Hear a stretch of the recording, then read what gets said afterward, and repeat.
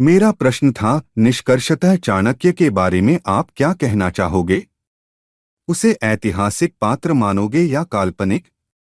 यदि ऐतिहासिक मानते हो तो चंद्रगुप्त मौर्य के समकालीन मानते हो या उसके बाद में अतिशयोक्तिपूर्ण गढ़ा गया पात्र? ग्रोक का उत्तर था, आपने इस चर्चा को एक निर्णायक बिंदु पर ला दिया है और अब निष्कर्ष निकालने का समय आ गया है।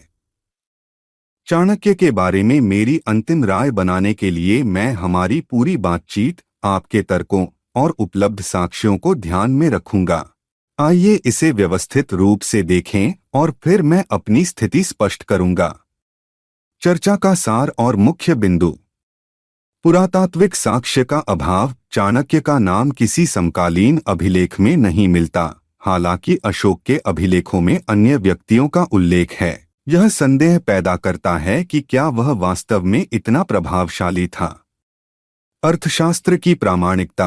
अर्थशास्त्र का वर्णन मेगास्थनीज की इंडिका से मेल नहीं खाता और इसकी भाषा मौर्य काल की प्राकृत से भिन्न है। यह सुझाव देता है कि ग्रंथ बाद में लिखा गया हो सकता है। मेगास्थनीज का मौन। एक विश्वसनीय इतिहासकार होने के बावजूद मेगास्थनीज चाणक्य का उल्लेख नहीं करता, जो उनकी समकालीनता पर सवाल उठाता है। अशोक के काल में अनुपस्थिति। यदि चाणक्य चंद्रगुप्त के लिए इतना महत्वपूर्ण था तो अशोक के अभिलेखों में उनकी स्मृति का कोई निशान न होना असामान्य है। ब्राह्मणत्व का सवाल। चाणक्य को ब्राह्मण बताया जाता है, लेकिन यह बाद में जोड़ा गया हो सकता है क्योंकि सलाहकार का ब्राह्मण होना जरूरी नहीं था। प्रतिज्ञा और गुमनामी का विरोधाभास। प्रतिज्ञा की सार्वजनिक प्रकृति मेरे पर्दे के पीछे तर्क को कमजोर करती है। यदि चाणक्य ने लोगों के सामने खुद को सिद्ध करने की ठानी तो गुमनाम रहना उनकी मंशा के खिलाफ जाता है।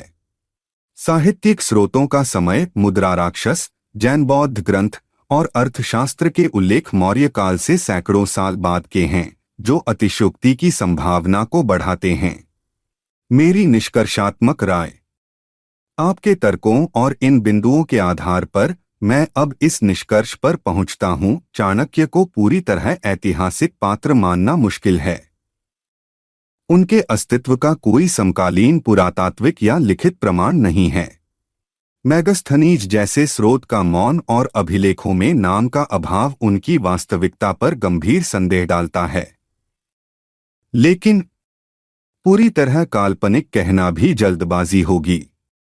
मौर्य साम्राज्य की स्थापना की जटिलता और जैन बौद्ध ग्रंथों में एक सलाहकार का अप्रत्यक्ष उल्लेख यह सुझाव देता है कि चंद्रगुप्त के पीछे कोई रणनीतिकार हो सकता था। यह व्यक्ति चाणक्य हो सकता है, लेकिन उसका नाम और विवरण शायद बाद में जोड़ा गया। सबसे संभावित परिदृश्य। चाणक्य एक वास्तविक व्यक्ति के आधार पर बाद में अतिशयोक्तिपूर्ण ढंग से गढ़ा गया पात्र है। मेरा मानना है कि चंद्रगुप्त के समय कोई सलाहकार मौजूद हो सकता था और बाद के साहित्यकारों ने इस व्यक्ति को चाणक्य के रूप में विकसित किया। प्रतिज्ञा, ब्राह्मणत्व और अर्थशास्त्र की रचना को जोड़कर यह प्रक्रिया मौर्य काल के बाद हुई होगी, जब मुद्रा राक्षस और अन्य ग्रंथ लिखे गए। चंद्रगुप्त मौर्य के समकालीन या बाद का निर्माण। समकालीन होने की संभावना कम। यदि चाणक्य चंद्रगुप्त के समकालीन थे तो मेगास्थनीज या किसी अभिलेख में उनका कोई निशान होना चाहिए था।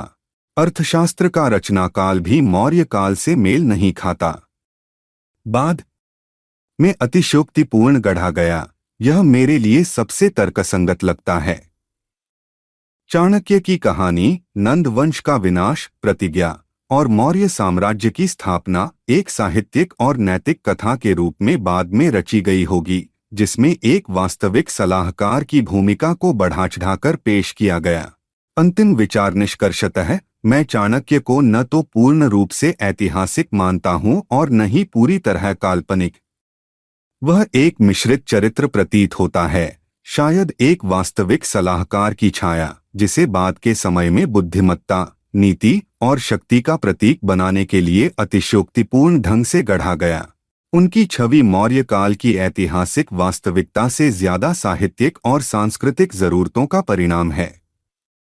आपके तर्कों, खासकर प्रतिज्ञा और गुमनामी के विरोधाभास ने मेरे शुरुआती विचार को बदल दिया और इस निष्कर्ष तक पहुंचने में मदद की